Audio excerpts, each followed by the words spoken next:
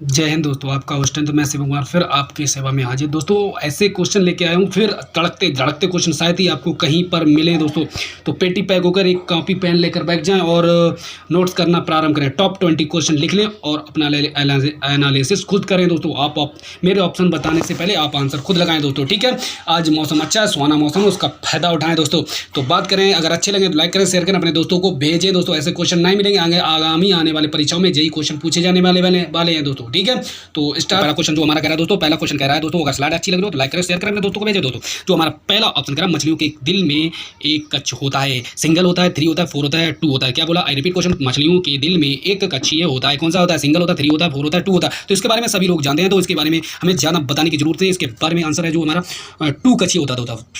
Fourth option हमारा right है। और बात करेंगे एक्स्ट्रा फैक्ट की। एक्स्ट्रा फैक्ट ये कह रहा है कि हमारे जो मछली पालन है उसे क्या बोलते हैं दोस्तों, उसे किस नाम से जानते हैं? तो उसे बोलते हैं पीसी कल्चर। क्या बोलते हैं? पीसी कल्चर के नाम से जाना जाता है। पीसी कल्चर के नाम से जाता है मछली पालन को। और बोले इनके लिए एक क्रांति चालू की गई थी, उसका नाम था नीली क्रांति। कौन सी थी? नीली क्रांति दोस्तों। नेक्स्ट क्वेश्चन की बात करते हैं दोस्तों, रैपिड फायर चलेंगे। नेक्स्ट क्वेश्चन जो हमारा कह रहा है, बॉम्बे स्टॉक एक्सचेंज बीएसई की स्थापना किस वर्ष की गई? I repeat, Bombay stock exchange BSE की स्थापना किस वर्ष की गई? तो ऑप्शन दिया है 1947, 1975, 1920, 1960 दोस्तों। तो बात करेंगे दोस्तों, साथ ही आपको सबको शायद मालूम होगा, तो इसके बारे में एक्स्ट्रा फैक्ट की बात करें दोस्तों, 20 जब बॉम्बे स्टॉक एक्सचेंज की स्थापना हुई तो दोस्तों पूरे एशिया महाद्वीप में ये पहला स्टॉक एक्सचेंज था दोस्तों।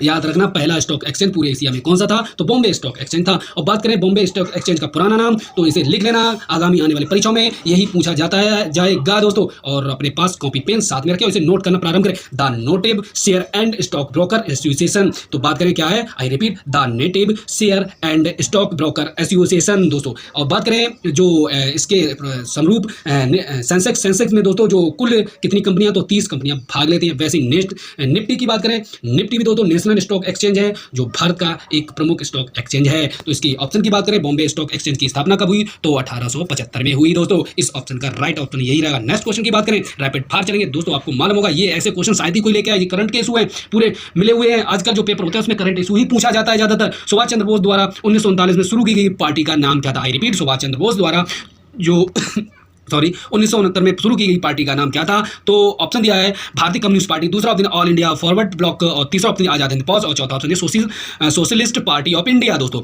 तो आप लोग इसके बारे में सब लोग जानते हैं दोस्तों। तो हम बात करेंगे दोस्तों, जो नेता सुभाष चंद्र बोस ने 1939 में जो पार्टी तैयार की थी, बनाई गई थी, उसका नाम क्या था? आपने लगाया हुआ तो उसका ऑप्शन है second option, all India forward block दोस्तों। आपने, हमें मालूम है, आपने लगाया होगा 3 ऑप्शन, लेकिन आप लोग हैरान मत होइए दोस्तों, ये इस फौज का भी निर्माण हमारे नेता सुभाष चंद्र बोस ने ही किया था दोस्तों। नेता सुभाष चंद्र बोस ने सन 1943 में, कब? 1943 में दोस्तों इस फौज का निर्माण किया था। 1943 में कब? आजाद हिंद फौज का निर्माण कब किया था? 1943 में दोस्तों किया था, ठीक है। ऐसे ही ऑल इंडिया, अगर क्वेश्चन आपके तो एग्जामिनर के ऊपर वो कौन सा क्वेश्चन पूछता है दोस्तों। तो बात करेंगे, अगर वो 1939 दे दोस्तों, तो बात करेंगे हम मारेंगे कौन सा ऑप्शन? तो हम मारेंगे 1900 वो ऑल इंडिया फॉरवर्ड ब्लॉक। अगर वही पूछ दे 1943 की बात यहाँ पर करते हैं, यहाँ पर 1943 कर दे, तो बात करेंगे कौन सी? हम बात करें आजाद हिंद फौज की स्थापना करेंगे, ठीक है। नेक्स्ट क्वेश्चन की बात करते हैं दोस्तों। नेक्स्ट क्वेश्चन, और आपसे एक क्वेश्चन, एक आपसे सभी से गुजारिश है, जो नेता सुभाष चंद्र बोस को नेता की उपाधि किसने दी थी? आई रिपीट क्वेश्चन, नेता सुभाष चंद्र बोस को नेता की उपाधि किसने दी थी? तो इसका ऑप्शन हमें कमेंट बॉक्स में चाहिए दोस्तों, नहीं तो हम बताएंगे बाद में, जब तक आप लोग बताएंगे तक बाद में हम बताएंगे दोस्तों, ठीक है।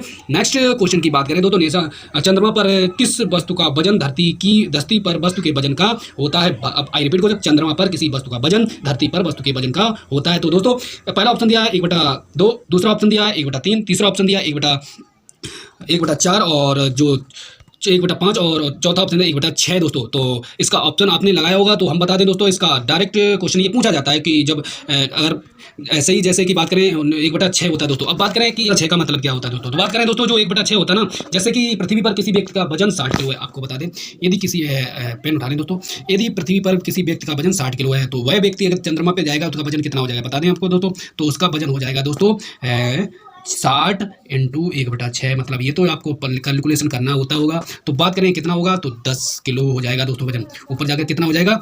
10 kg हो जाएगा वहाँ पर जाकर चंद्रमा पर, ठीक है। तो बात करें चंद्रमा, आप नेक्स्ट इसकी क्वेश्चन की बात करें, इसके क्वेश्चन आंसर तो दोस्तों इसका आंसर तो मालूम ही एक बता दिया, 1/6 है। तो इसका जो नेक्स्ट स्टेप की बात करें, जो नेक्स्ट स्टेप पे बात करें तो आपसे क्वेश्चन है कि चंद्रमा पर प्रथम जो व्यक्ति गया था उसका नाम क्या था, जो अमेरिका ने भेजा था उसका नाम क्या था, नील आर्मस्ट्रांग। सन की बात करें, जो नील आर्मस्ट्रांग उतरे थे तो कौन सन में जो चंद्रमा पर नील आर्मस्ट्रांग ने अपना कदम रखा था, तो कब रखा था ये क्वेश्चन पूछा जाता है, तो 1969 में रखा था दोस्तों। और बात करें वो व्यक्ति जो भारतीय मूल के थे वो चंद्रमा पर गए थे, तो वो अगर राकेश शर्मा, कौन थे, राकेश शर्मा दोस्तों थे। ठीक है, भारत मूल के पहले व्यक्ति कौन थे, राकेश शर्मा दोस्तों।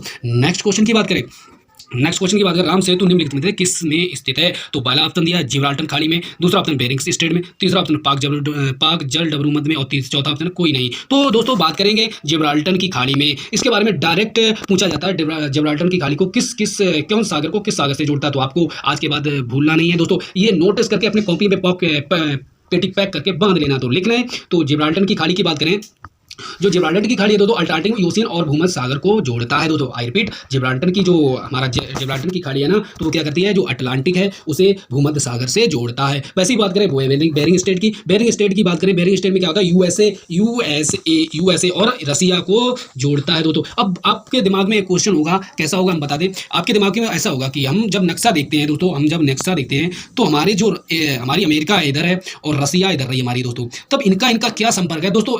रसिया का यहाँ पर एक पार्ट है, एक कंट्री मतलब स्टेट है, और वहीं पर अलास्का जो अमेरिका का है, अलास्का इधर है दोस्तों, अलास्का यहाँ पर है दोस्तों। जब हम बात करें पृथ्वी गोल है तो ये वाला पॉइंट ऐसे घूमकर इधर आ जाता है दोस्तों, है ना। तो इनके बीच में जो स्टेट है उसे बोलते हैं बेरिंग स्टेट दोस्तों। ठीक है, अब हमें लगता है आपको समझ में आएगी, किसी दिन हम भूगोल जब पढ़ाएंगे दोस्तों, अब मैं भूगोल पढ़ाएंगे दोस्तों, ऐसा पढ़ाएंगे दोस्तों, आपको मानचित्र आपके सामने बनाएंगे, आपको बताएंगे कैसे कैसे स्टेट चलते हैं, एक लेके चलेंगे। पहले हम बात करें किस महाद्वीप में कितने देश हैं उसके बारे में बताएंगे, और बताएंगे हमें मानचित्र कैसा देखना चाहिए और कैसा देखा जाता है दोस्तों। ठीक है, नेक्स्ट क्वेश्चन की बात करते हैं दोस्तों, और बात करें इसी के बारे में, जो पाक जल डबरूमध्य है, इसी पर राम सेतु स्थित है, कौन सा, पाक।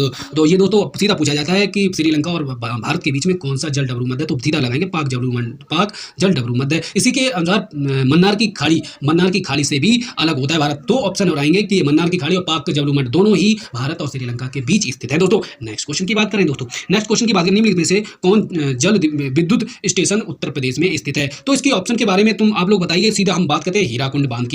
हीराकुंड बांध किस नदी पर बना है, तो बात करेंगे महानदी पर बना है। कहां पर, महानदी पर बना है हीराकुंड बांध। और कहां पर बना है, उड़ीसा में बना है। कौन सा, उड़ीसा में। डायरेक्ट पूछा जाता है हीराकुंड बांध किस नदी पर और कहां पर बना है, उड़ीसा में बना है। अब बात करेंगे इस ऑप्शन की, तो बात करेंगे जो हमारा ऑप्शन है रेहंद बांध, यूपी में स्थित है। और इसकी बात करें जो जल विद्युत स्टेशन होता क्या दोस्तों, आपको शायद मालूम है जल विद्युत स्टेशन क्या होता है, तो इसके बारे में हम बात करें। जल विद्युत स्टेशन होता है दोस्तों, इसकी बात कर रहे हैं दोस्तों, इसकी बात करें किसकी, आई रिपीट, जो हमारा जो क्वेश्चन दे रहा है कि इसकी बात करें ये क्या होता है दोस्तों। तो इसकी बात करें जल विद्युत स्टेशन वो होता है कि किसी नदी या हमारी झील होती है उस पर हम बांध लगाते हैं और उसे टर्मिनलों के सारे प्रेशर से पानी डालते हैं, जिससे टर्मिनल घूमता है और करंट पैदा होता है, बिजली पैदा की जाती है, यही जल विद्युत स्टेशन होती है दोस्तों। ठीक है, तो करंट पैदा करना, जल से करंट पैदा करना ही हमारा बांध कहलाता है किसी नदी की सहायता से दोस्तों, तो इसी को बोलते हैं। ऐसे ही यूपी में जो है रेहंद परियोजना यहीं पर, और किस नदी पर है, वो रेहंद नदी पर ही स्थित है दोस्तों। नेक्स्ट क्वेश्चन की बात करते हैं, नेक्स्ट क्वेश्चन बात करें, निम्नलिखित में से कौन सा विद्युत स्टेशन उत्तर प्रदेश दोस्तों द्वारा ये क्वेश्चन रिपीट हो चुका है, तो इसकी ऑप्शन की बात करें तो रेहंद परियोजना रेहंद नदी पर स्थित है, यूपी में स्थित है। नेक्स्ट क्वेश्चन की बात करें, नेक्स्ट क्वेश्चन है पित्त के रूप में जाने जाने वाला द्रव्य शरीर के किस भाग में उत्पन्न होता है। आप पहला ऑप्शन दिया अग्न्याशय, दूसरा ऑप्शन पित्ताशय, तीसरा ऑप्शन दिया लीवर यानी यकृत, और चौथा ऑप्शन दिया विकृत। तो वे वृक्क की बात करें दोस्तों, तो आपको सभी को मालूम है का एक्स्ट्रा फैक्ट की बात करें तब तक आप लोग लगाइएगा दोस्तों। मानव शरीर की सबसे बड़ी ग्रंथि कौन सी है, यकृत है दोस्तों। मानव शरीर, आई रिपीट, मानव शरीर की सबसे बड़ी ग्रंथि कौन सी है, यकृत। और शायद आप लोगों को मालूम ही हो कि सेकंड सबसे बड़ी ग्रंथि कौन सी है,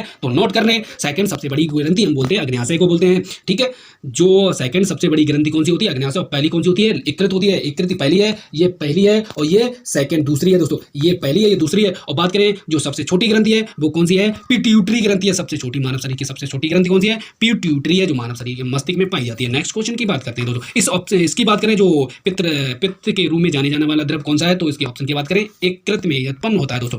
नेक्स्ट क्वेश्चन की बात करें, लोकसभा अध्यक्ष किसे अपना त्याग पत्र देता है। डायरेक्ट ये क्वेश्चन पूछा जाता है कि लोकसभा अध्यक्ष किसे अपना त्याग पत्र देता है। तो बात करें हमारे जो लोकसभा अध्यक्ष किसे देता है, आप लोगों को सभी को मालूम। हम एक्स्ट्रा फैक्ट की बात करें दोस्तों, हमारे जो फर्स्ट ऑप्शन दिया प्रेसिडेंट का मतलब क्या होता है, प्रेसिडेंट दोस्तों कि प्रेसिडेंट बनने के लिए कितनी आयु चाहिए? तो हमारे जो प्रेसिडेंट बनने के लिए आयु चाहिए वो कितनी चाहिए? 35 वर्ष होनी चाहिए दोस्तों। और राज्यपाल बनने के लिए वो भी 35 वर्ष चाहिए, और राष्ट्रपति उपराष्ट्रपति बनने के लिए वो भी 35 वर्ष चाहिए दोस्तों। अब बात करेंगे भारत के मुख्य न्यायाधीश। भारत के मुख्य न्यायाधीश दोस्तों अभी इस समय कौन है? तो हम बात करें अरविंद बोबड़े जी। कौन से? अरविंद बोबड़े जी दोस्तों हैं। और प्रधानमंत्री की बात करें कितनी एज चाहिए इसके लिए? तो इसके लिए एज जो चाहिए तो वो होनी चाहिए कितनी प्रधानमंत्री के लिए? 30 ईयर। कौन सी? 30 ईयर। और ऐसी बात करें जो इस ऑप्शन में जो क्वेश्चन में जो पूछ रहा है, लोकसभा अध्यक्ष किसे त्यागपत्र देता है, तो उसके बारे में बात करेंगे। लोकसभा अध्यक्ष लोकसभा के उपाध्यक्ष को अपना त्यागपत्र देता है। 4 ऑप्शन राइट है। नेक्स्ट क्वेश्चन की बात करते हैं। रैपिड फायर चलेंगे। अच्छा लग रहा है हमारा लोगो दोस्तों ये है। डायरेक्ट जाएं as you are genius plus YouTube पे जाने और डायरेक्ट सब्सक्राइब करवाएं दोस्तों, अपना ही चैनल है दोस्तों। नेक्स्ट क्वेश्चन की बात करें, शायद ही ऐसे क्वेश्चन और कोई लाता होगा आपके समक्ष। नेक्स्ट क्वेश्चन जो करा, नेता सुभाष चंद्र राष्ट्रीय खेल संस्थान कहां पर स्थित है? तो डायरेक्ट ऑप्शन पूछे गए हैं। पहला दिया कोलकाता, दूसरा दिया पुणे और तीसरा दिया पटियाला और चौथा ऑप्शन दिया ग्वालियर। तो बात करें आप लोग जब तक लगाइए तब तक मैं एक्स्ट्रा फैक्ट की बात करें दोस्तों। एक्स्ट्रा फैक्ट ये रहा, कोलकाता के बारे में बात करें। कोलकाता कहां पर स्थित है? कोलकाता किस देश के किस राज्य की राजधानी? बात करें बंगाल की राजधानी है। कोलकाता में ईडन गार्डन स्थित है दोस्तों। ये कोलकाता किस नदी के किनारे है? तो हुगली नदी के किनारे। हुगली नदी किसका पार्ट है? तो बात करें गंगा नदी का एक दूसरा पार्ट है हुगली नदी। इसी पर हुगली नदी पर हावड़ा ब्रिज भी बना है दोस्तों। ठीक है, हावड़ा ब्रिज कहां पर बना है? हुगली नदी पर बना है। ऐसे ही पुणे की बात करें, पुणे की बात करें, नर्मदा वो जिसे बोलते हैं बोरी जेल है, अरबदा जेल कहाँ पर रहता है? पुणे जेल, पुणे में स्थित है दोस्तों। ऐसे ही बात करें ग्वालियर की, ग्वालियर में बात करें, ये ग्वालियर का राजा का नाम क्या था? तो माधवराव सिंधिया, जो हमारे इधर मैनपुरी डिस्ट्रिक्ट में हेलीकॉप्टर दुर्घटना में गिरफ्त हुए थे दोस्तों। नेक्स्ट जो इस ऑप्शन की बात करें, ग्वालियर किस स्टेट में पड़ता है? जो ये एमपी में पड़ता है दोस्तों। अब हम बात करें पटियाली की, पटियाली में बात करें नेता सुभाष चंद्र खेल संस्थान स्थित है। इसके जो ऑप्शन है इसका राइट जो है पटियाली दोस्तों, पटियाली इसका सही ऑप्शन है। नेक्स्ट क्वेश्चन की बात करें, अच्छे लग रहे हो तो लाइक करें, शेयर करें दोस्तों।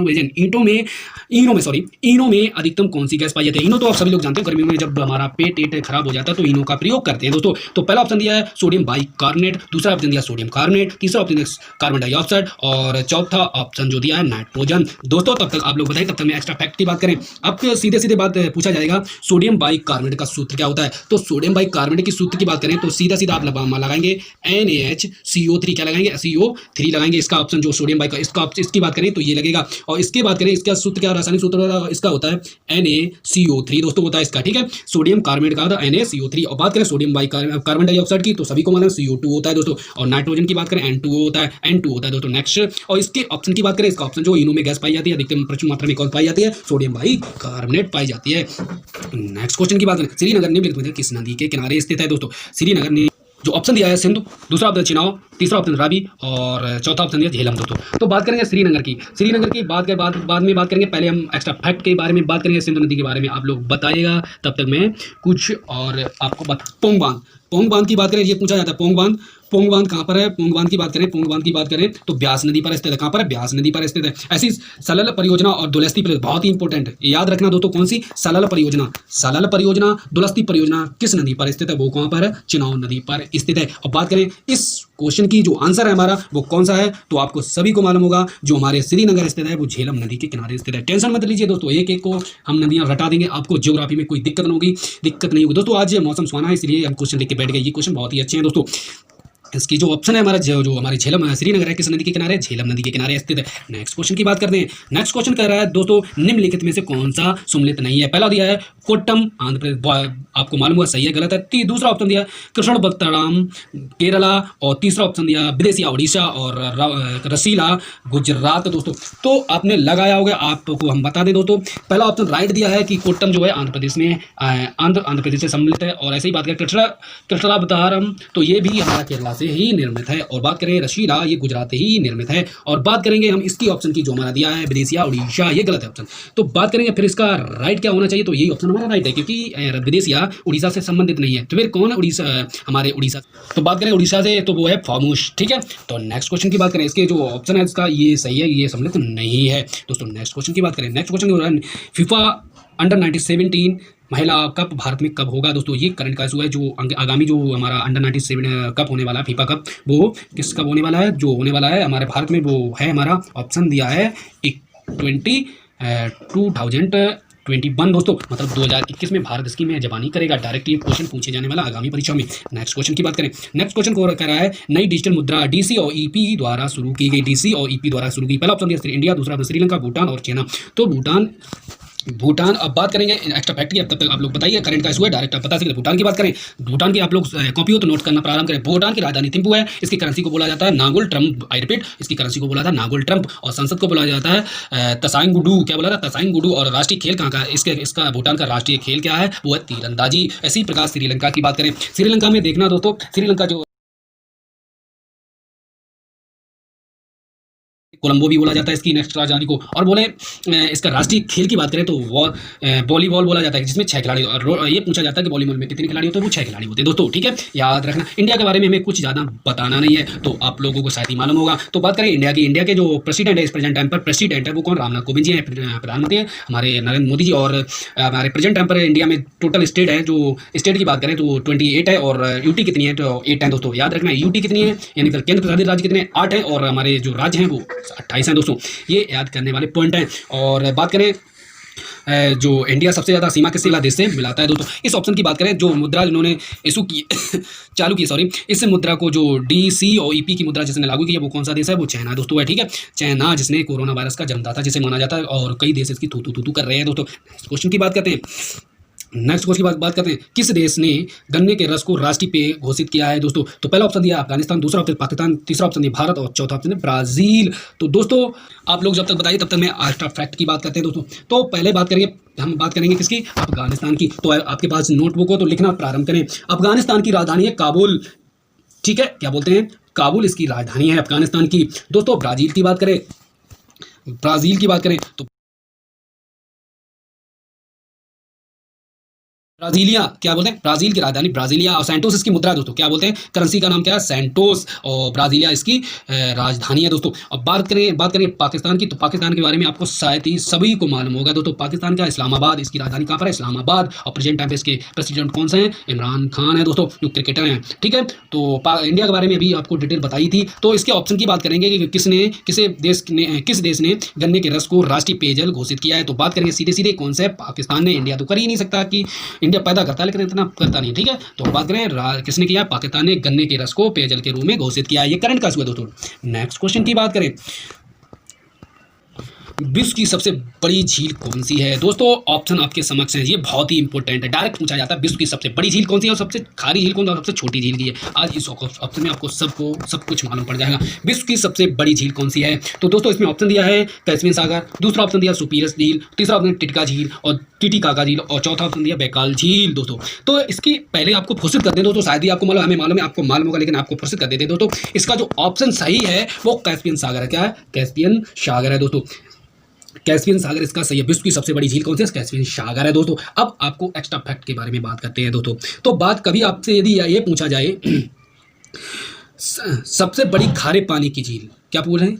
आई रिपीट, सबसे बड़ी खारे पानी की झील, तो आप लोग कौन सा लगाएंगे दोस्तों? जो सबसे बड़ी खारे पानी की झील, तो आप बोलेंगे डाइट सी। क्या बोलेंगे? डाइट बोलते हैं, डाइट सी दोस्तों, डाइट सी बोलते हैं। खारे पानी की सबसे बड़ी झील डाइट झील बोलते हैं। वैसे ही बात करें सबसे खारी झील, सबसे बड़ी पूछे तो डाइट सी बोले, और सबसे खारी झील बोले तो कौन बोले? वॉन, टर्की में पाई जाती है। वॉन नाम की एक झील है, वो टर्की में पाई जाती है, जो तुर्की है ना, वहाँ पर पाई जाती है वॉन नाम की झील, जो सबसे खारी है जो झील। और सबसे गहरी झील की बात की जाए, सबसे गहरी कौन सी झील है? वो है हमारी बैकाल झील, जिसे बोलते हैं बैकाल झील। ये सबसे गहरी झील है और ये सबसे बड़ी झील है। और जो बात करें सबसे खारी झील कौन सी है? वो वॉन झील है, वो टर्की में पाई जाती है। वॉन झील सबसे खारी झील है। और बात करें सबसे गहरी झील की बात करें बैकाल झील है। और ताजे पानी की झील कौन सी है? वो बोलते हैं सुपीरियर झील। ये याद रखना, ये ताजे पानी की है, ठीक है। ताजे पानी की कौन सी है सबसे बड़ी झील? तो सुपीरियर झील है दोस्तों। सबसे बड़ी झील कौन सी? कैस्पियन सागर है। और सुपीरियर झील कौन सी है? जो ताजे पानी की है दोस्तों। और ऐसी बात करें टिटिकाका झील, यह है सबसे ऊंचाई पर स्थित है। ये क्वेश्चन पूछा जाएगा, टिटिकाका झील। तो टिटिकाका झील क्या है? ये सबसे ऊंचाई पर स्थित है दोस्तों। सबसे ऊंचाई पर कौन स्थित है? टिटिकाका झील। आई रिपीट, अगर ना समझ में आया दोबारा रिपीट करके देख लें दोस्तों, हमने डिटेल में सब कुछ बता दिया है दोस्तों। नेक्स्ट क्वेश्चन की बात करें, नेक्स्ट क्वेश्चन जो बात करें हमारा जो कह रहा है दोस्तों, सराउद्दौला को लॉर्ड क्लाइव ने किस युद्ध में हराया? क्वेश्चन बहुत ही इंपॉर्टेंट है, आपके पास कॉपी ना हो फिर भी मैं कह रहा हूं कि कॉपी लेकर बैठ जाएं दोस्तों। आज यहां से सब कुछ लेके जाएंगे दोस्तों। तो बात करें जो पहला क्वेश्चन आंसर दे रहा है, जो ऑप्शन दे रहा है, तो हल्दिघाटी का युद्ध, दूसरा दिया बक्सर के, और तीसरा दिया तीसरा ऑप्शन दे रहा है प्लासी का युद्ध और चौथा ऑप्शन दिया पानीपत का युद्ध। हमने कहा कि आपके पास कॉपी ना हो तो लेके बैठ जाएं, क्योंकि यहाँ पर एक्स्ट्रा फैक्ट की बात बहुत जल्दी होती है। तो एक्स्ट्रा फैक्ट की बात हम बात करेंगे हल्दी घाटी के युद्ध से। तो हल्दी घाटी के युद्ध की बात की जाए, हम बात करेंगे पहले हल्दी घाटी के युद्ध की बात हम बता रहे हैं, तो आप नोट्स करना प्रारंभ कर लें, क्योंकि सब कुछ लिखना स्क्रीन पर संभव नहीं होता है दोस्तों। पहले बात करते हैं दोस्तों हल्दी घाटी का युद्ध। तो हल्दी घाटी का युद्ध किसके मध्य हुआ था? महाराणा प्रताप के मध्य हुआ था दोस्तों, ठीक है। सिराजउद्दौला महाराणा प्रताप के मध्य हुआ था हल्दी घाटी का युद्ध। नेक्स्ट जो बात करें बक्सर के युद्ध की बात करें, बक्सर का युद्ध कब हुआ था दोस्तों? शायद ही आपको सभी को मालूम होगा। बक्सर का युद्ध बहुत ही इंपॉर्टेंट, डायरेक्ट पूछा जाता है कि बक्सर का युद्ध कब हुआ था। तो ये नोट पॉइंट याद रखना। तो वो था 22 अक्टूबर सन 1764 ईस्वी में। क्या कह रहे हैं? जो बक्सर का युद्ध हुआ था वो कब हुआ था? 22 अक्टूबर सन 1764 ईस्वी में हुआ था दोस्तों। अब बात करेंगे जो प्लासी का युद्ध की बात करें, प्लासी के युद्ध की बात करें, सॉरी हाँ प्लासी का युद्ध। तो प्लासी के युद्ध में आप बताएंगे, जो अभी जो क्वेश्चन इसका दे रहा है उसका यही ऑप्शन हमारा राइट है। कौन सा? प्लासी का युद्ध। प्लासी का युद्ध किसके मध्य हुआ था? वो हुआ था हमारे सिराजउद्दौला और लॉर्ड क्लाइव के युद्ध में हराया था। सिराजउद्दौला को लॉर्ड क्लाइव ने युद्ध में हराया था। कौन से? प्लासी के युद्ध में हराया था दोस्तों। अब बात करेंगे पानीपत का युद्ध। तो पानीपत के युद्ध के बारे में बात करेंगे दोस्तों। पानीपत का युद्ध, जैसा आप लोग मानते हैं, पानीपत के 3 युद्ध हुए थे। 3 युद्ध हुए थे पानीपत के। आपको सन शायद आपको नहीं मालूम होगी, लेकिन हम बता रहे हैं तो पानीपत में 3 युद्ध थे। कौन से? पहला जो ऑप्शन है, पहला हुआ था वो हुआ था 1526 ईस्वी में। दूसरा पानीपत का युद्ध हुआ था 1556 ईस्वी में। और तीसरा जो पानीपत का युद्ध हुआ था 1761 ईस्वी में। ठीक है, याद रखना दोस्तों। आई रिपीट करते हैं, पानीपत के 3 युद्ध हुए थे। कौन कौन से हुए थे? पहला हुआ था 1526 ईस्वी में, और जैसा कि आप लोग को मालूम है बाबर ने लोधी वंश का अंत किया था इसमें। ठीक है, नेक्स्ट इसी पे बात करें। दूसरा जो हुआ था 1556 ईस्वी में, उसी के अनुसार जो तीसरा हुआ था 1761 ईस्वी में। और आपको मालूम है जो इस ऑप्शन का आंसर है वो है हमारा बैटल ऑफ प्लासी दोस्तों। नेक्स्ट क्वेश्चन की बात करें। नेक्स्ट क्वेश्चन को कह रहा है नील दर्पण के लेखक कौन है दोस्तों? ऑप्शन जैसे कि दे रहे हैं दोस्तों। पहला दे रहा है बंकिम चंद्र चटर्जी, दूसरा दे रहा है राजा राम मोहन राय, और तीसरा दे रहा है रविन्द्रनाथ टैगोर, चौथा दिया दीनबंधु मित्र। क्या दे रहा है? दीनबंधु मित्र। तो आप लोग लगा रहे हो, इसके बारे में हम बता दे रहे हैं दोस्तों। इसका आंसर तो दोस्तों है दीनबंधु मित्र है दोस्तों, दीनबंधु मित्र है। अब एक्स्ट्रा फैक्ट की बारे में बात करेंगे हम लोग। तो बात करें दोस्तों बंकिम चंद्र चटर्जी द्वारा लिखी गई पुस्तक का नाम क्या था? तो वो था आनंद मठ, जिसमें सन्यासी विद्रोह की चर्चा की गई। आई रिपीट, बंकिम चंद्र चटर्जी द्वारा लिखी गई आनंद मठ, जिसमें सन्यासी विद्रोह की चर्चा की गई। डायरेक्ट पूछा जाता है कि सन्यासी विद्रोह की चर्चा किस पुस्तक में की गई या किस काव्य में की गई? तो बात करें बंकिम चंद्र चटर्जी द्वारा लिखी गई आनंद मठ में इसके बारे में बताया गया। किसके बारे में? सन्यासी विद्रोह के बारे में बात की गई है। वैसे ही बात करें राजा राम मोहन राय की। राजा राम मोहन राय के बारे में शायद ही आपको सभी को मालूम होगा। अकबर ने राजा की उपाधि दी दोस्तों। क्या कहेंगे? राजा राम मोहन राय को अकबर ने राजा की उपाधि दी थी दोस्तों। अकबर सेकंड की बात कर रहे हैं दोस्तों, अकबर प्रथम की बात नहीं कर रहे हैं, अकबर सेकंड की बात कर रहे हैं। जो राजा राम मोहन राय थे उनको उपाधि दी थी। नेक्स्ट जो बात करें, नेक्स्ट तीसरा ऑप्शन बहुत ही इंपॉर्टेंट में रविन्द्रनाथ टैगोर दोस्तों। 1913 की बात की जाए, 1913 में गीतांजलि के लिए इन्हें नोबेल पुरस्कार से सम्मानित किया गया दोस्तों।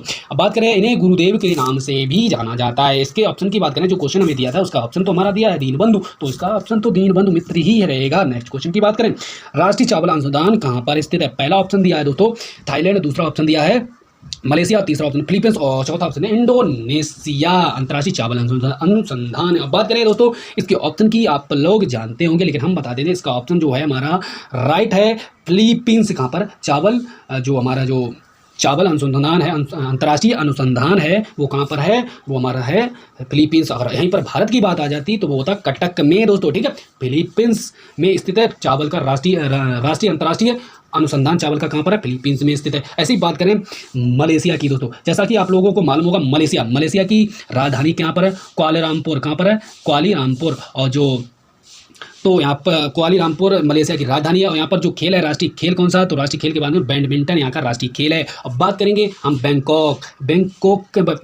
थाईलैंड की बात करें तो थाईलैंड की राजधानी सभी को मालूम बैंकॉक है दोस्तों। और डायरेक्ट पूछा जाता है कि बैंकॉक किस नदी के किनारे है? तो लिख लें दोस्तों, चाओ प्याओ नदी की किनारे स्थित है। कौन? चाओ प्याओ नदी के किनारे स्थित है हमारा बैंकॉक, चाओ प्याओ नदी के किनारे स्थित है दोस्तों। ऐसी बात करें इंडोनेशिया की राजधानी है जकार्ता दोस्तों। इसका पुराना नाम है क्या?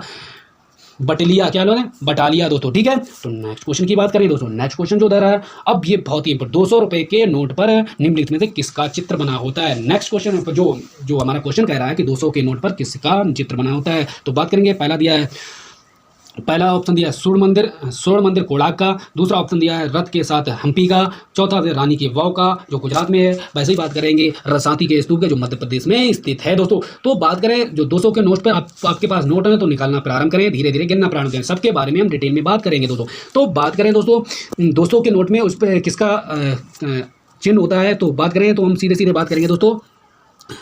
जो हमारा जो 200 का नोट है उस पर किसका होता है दोस्तों, तो बताएं तो सांची का स्तूप। इसका ऑप्शन तो हमारा रहेगा राइट डी, जो हमारे यहाँ सांची का स्तूप 200 के नोट में छपा होता है। अब एक्स्ट्रा जितने भी नोट नए बने उनके बारे में हम बात कर लेते हैं दोस्तों। अब लिखना प्रारंभ करें।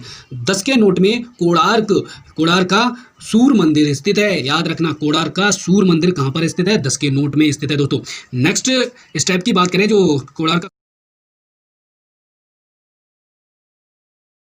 नोट पर कौन सा है, कोणार्क का सूर्य मंदिर स्थित है। वैसे ही बात करें 50 के नोट पर, 50 के नोट पर हम्पी दोस्तों, क्या है, हम्पी स्थित है। ठीक है, रथ की हम्पी दोस्तों, याद रखना 50 के नोट पर हम्पी की मूर्ति बनी है दोस्तों। ऐसी बात करेंगे 100 के नोट पर रानी की बाव जो गुजरात में है वो 100 के नोट पर है। ऐसी बात करें 500 के नोट पर दिल्ली का लाल किला स्थित है। ऐसी बात करें 2000 के नोट पर मंगलयान सुशोभित है दोस्तों। ठीक है, नेक्स्ट क्वेश्चन की बात करते हैं दोस्तों। नेक्स्ट क्वेश्चन जो हमारा कह रहा है, कह रहा है पेंटियोलॉजी का अध्ययन किया जाता है निम्नलिखित में किसके लिए किया जाता है, तो इसमें ऑप्शन दिया फर्स्ट दिया जीवाश्म, दूसरा ऑप्शन दिया जो मशरूम होता है, और उसी का ऑप्शन दिया जो तीसरा ऑप्शन दिया पर्वत, और चौथा ऑप्शन सिक्का दोस्तों।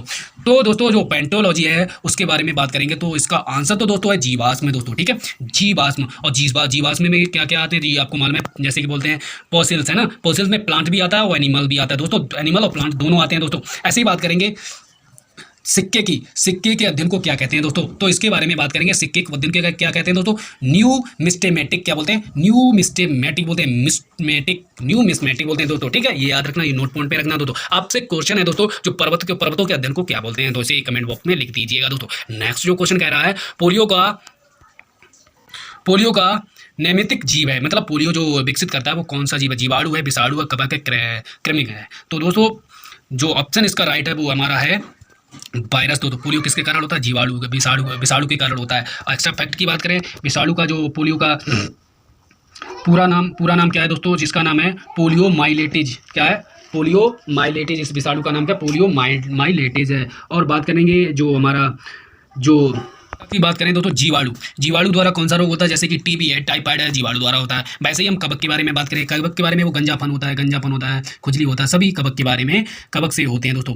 नेक्स्ट क्वेश्चन की बात करें, इसका तो आंसर तो जो दोस्तों है तो वो कौन सा विषाणु द्वारा हमारी जो होती है, कौन सा पोलियो होता है, किसके द्वारा होता है, विषाणु द्वारा, मतलब वायरस द्वारा होता है। नेक्स्ट क्वेश्चन की बात करें, नेक्स्ट क्वेश्चन कह रहा है दोस्तों निम्नलिखित में से कौन सा जल विद्युत स्टेशन उत्तर प्रदेश में स्थित है, तो दोस्तों ये शायद पहले करवा चुका हूँ। तो दोस्तों ये ऑप्शन तो रेंद बांध है जो रेंद नदी पर स्थित है, जो यूपी में स्थित है दोस्तों। यूपी की बात करें, यूपी में प्रेजेंट टाइम पर जो सीएम है योगी आदित्यनाथ, और के जो गवर्नर कौन से हैं, जो आनंदीबेन पटेल है। और राष्ट्रीय उद्यान की बात करें, राष्ट्रीय उद्यान कौन से हैं दोस्तों, हमारा चंद्रप्रभा, और बात करेंगे दूधवा नेशनल पार्क। और बात करें जो यूपी की राजधानी है वो कौन है, लखनऊ किस नदी के किनारे स्थित है, वो है गोमती नदी के किनारे दोस्तों। ये पॉइंट याद करो दोस्तों, ऐसे देखा करो और रटा करो दोस्तों, बार बार देखा करो, अपना आप कभी नहीं भूलोगे दोस्तों। नेक्स्ट क्वेश्चन की बात करें, नेक्स्ट क्वेश्चन जो कह रहा है दोस्तों प्रथम उर्वरक संयंत्र की स्थापना हुई थी, और शायद ही दोस्तों ये लास्ट ही क्वेश्चन है मेरा, 25 क्वेश्चन क्लियर होते हुए। तो प्रथम लास्ट क्वेश्चन जो कह रहा है प्रथम उर्वरक संयंत्र की स्थापना कब हुई थी, तो बात करें नागल, दूसरा सिंदरी, दूसरा अलाय, और तीसरा टांबे। तो बात करेंगे इस आंसर की, जो प्रथम उर्वरक संयंत्र स्थापित हुआ था वो कहाँ हुआ था, तो बात करें सिंदरी में हुआ था। कहाँ पर हुआ, सिंदरी में हुआ था। अब बात करें नागल की, नागल क्या होता है, नागल